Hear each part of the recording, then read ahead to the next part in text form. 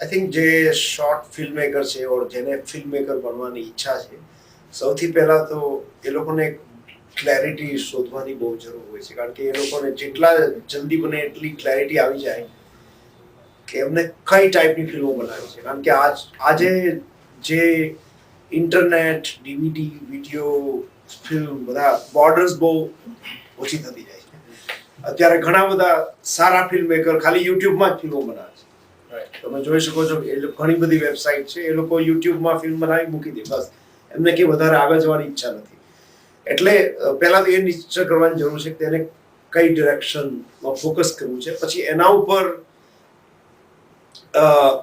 એકવાર એ ડિસાઇડ કર્યા પછી એના ઉપર વધારે કામ કરવું જોઈએ. એક તો મુખ્ય વસ્તુ, કારણ કે એમાં ઘણી બધી અત્યારે ડાયવર્સિફિકેશન થઈ ગયું છે. અત્યારે animation, 3D animation, live action, documentary, very commercial film, non commercial film, television series. એટલે આઈ વુડ સે કે પહેલા એ કરવાની જરૂર છે. પછી એ લોકોને એટ ધ સેમ ટાઈમ એ પણ સમજવાની જરૂર છે કે એમને એમના એ પર્સનાલિટીને મળતું છે કે નહીં.